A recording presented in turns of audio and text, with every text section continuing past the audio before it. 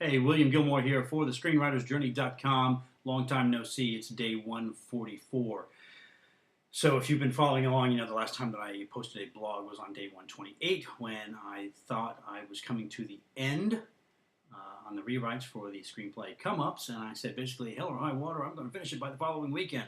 Well, we had both hell and high water, and I did not finish the script, and it's still not done. There's a caveat to that, though. I did come up with a finished version of the script, but it wasn't sitting well with me. I wasn't pleased with how it turned out. A lot of the rewrites have been great. I think it's a lot stronger script than it was. But getting into that ending, it just, something wasn't working for me. And it really came down to the scene between Grady, Tyler, Rydell, and Shep when Rydell has abducted Grady and taken him to Shep's trailer, and they meet Shep there, and they demand the money. Shep's like, I don't have it, which he really does. And they have to call Tyler to come basically save them. And it didn't make sense that Tyler would come in to the rescue, because Tyler's got money hidden out at the bridge, so he could just take that money and leave. Unless he's really wanting to come save his brother, and we really haven't set up that family connection like that he would be willing to make that sacrifice. And it made better sense to have Shep do the rescue if he's going to be the protagonist. He's the one who's got to step in and make things happen. And so I thought that was an easy fix. All I have to do is just swap out the names. Instead of having Tyler at the bar, I'll have Shep at the bar. Shep gets the call. He comes and does the rescue. Just swap the character names on the dialogue, and it's done, right? Well, if you've ever wondered if your characters have distinct enough voices, just swap the names and see if the characters can say the other characters' lines. And once I tried to do that, it was obvious Tyler wouldn't say this. Shep wouldn't say that. So that's a good thing. My characters have obviously distinct voices because it didn't sound like them when I just tried to swap it. So then I was trying to fool with the dialogue a little bit and fix that up. And it sort of works. So like I said, I got a finished copy done, but I just wasn't happy with it.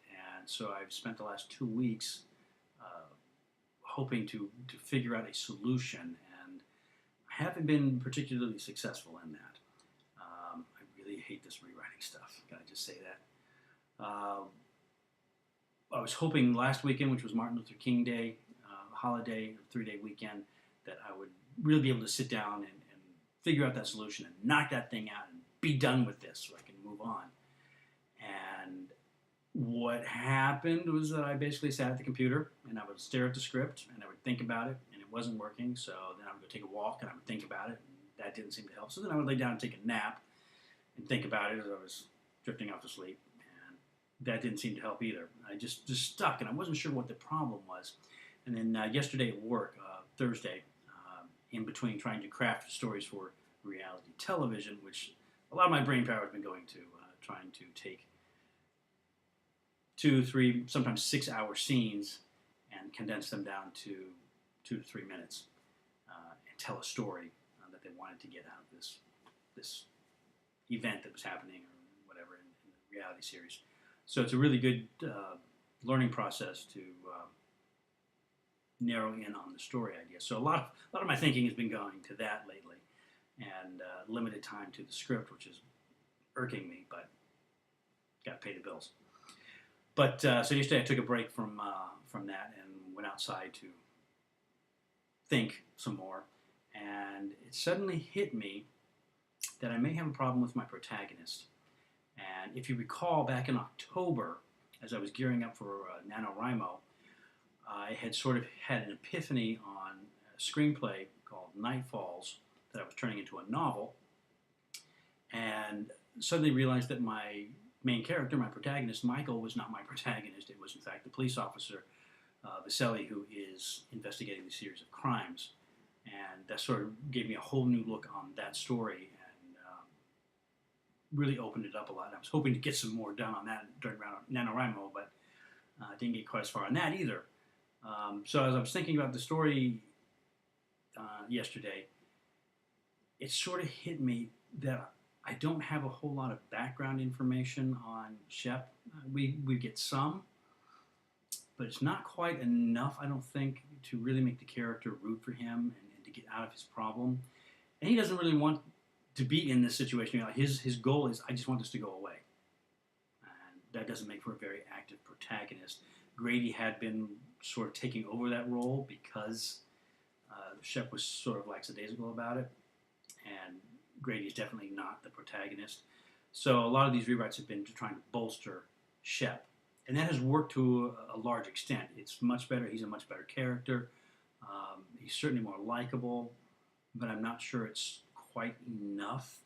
And I've always had this problem. It's always nagged me that the first act, I have a first act break with Shep and getting his friends away from the bad guys in the shootout that happens in the first act. But then there's a wrap up to the first act where Rydell finds the boat and the registration number, and he's able to track these guys that have his money and his drugs. And that's really the end of the first act. That's what sends our story in a different direction.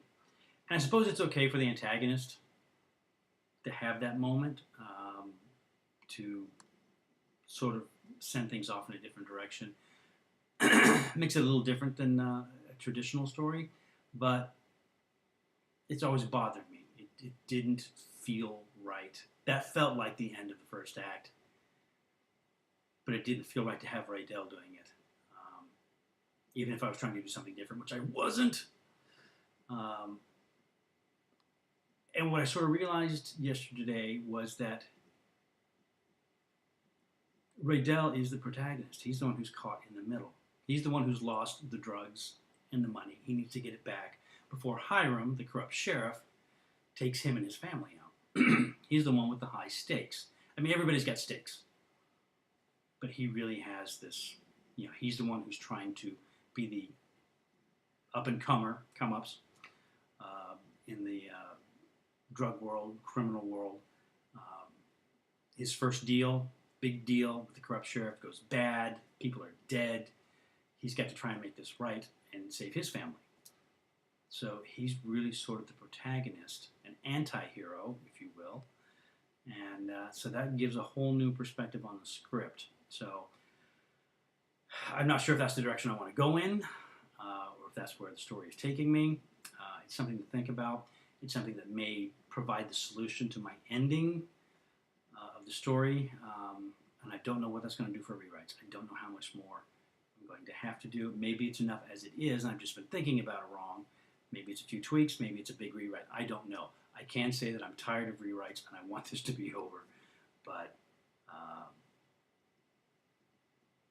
I'm not quite sure. So hopefully this weekend I will be able to get some work done on it. I don't know if I'll be able to this weekend. It's a busy weekend. I have a couple of races upcoming that I'm training for, so I've got to get in a big run over the weekend. And that will usually wear me out and require a nap. It does. And naps are good. And then Saturday night I have a spoken word event that I may not go to because I need to do this writing. It's a big event though. I should be there. We'll see what happens. And Sunday I'm working on a shoot. I'm working on a web series helping someone out. So Sunday's going to be a tough day too. So I don't know if I'm going to get the work done this weekend that I want to. And I'm so close. It's so close to being done, and it's just all of a sudden things were going along so well. So many things were happening, and now all of a sudden it's kind of at this standstill. I have not let the last couple of weeks go by completely wasted, though. I have been keeping up with the website, sort of. The submission calendar is updated. There's been a lot of great articles that have come in. I've done a lot of social networking and talking to people and offering advice on a couple of different groups that I'm in. So that has all been good. That has worked out well. Twitter's going really well. I've gotten a couple of good followers and following a couple of great people and making connections that way. So things are progressing. It's just the big thing. The big thing that I need to get done is that script, and it's killing me right now. And it's very frustrating. And sometimes I just want to throw my hands in the air and just go, I'm done. let's move on to another one. We'll come back to this one in a couple of weeks or a couple of months. But it's so close. And I've got a reading coming up at the IAW TV, so I've got to get another script for Everyday Clowns done in about 2 weeks. And Tuesdays at 9 is starting up again, so I've got to start bringing pages into that again. And I've certainly got new pages that I can bring in from this script, but my goal really is to finish this thing. Because I'm sitting on the marketing, I'm sitting on everything, waiting to get that going. So check in over the weekend and find out if I make any progress or if I'm still just throwing my hands up in the air and spinning my wheels. That's what happens sometimes. And it's as troubling and as discouraging as it is, we just got to try and work through it. So hopefully you're doing better on your writing than I am currently. Please keep it up. Try to get those pages in every day. I know it's tough. Boy, do I know it's tough right now. But it's just what we got to do. Because if you're a writer, you got to write. I know it's an old saying, but it's true. So anyway, check in again over the weekend and find out where we stand on the ongoing drama of come-ups. Until next time, I'm William Gilmore for the Screenwriter's Journey. Please keep writing.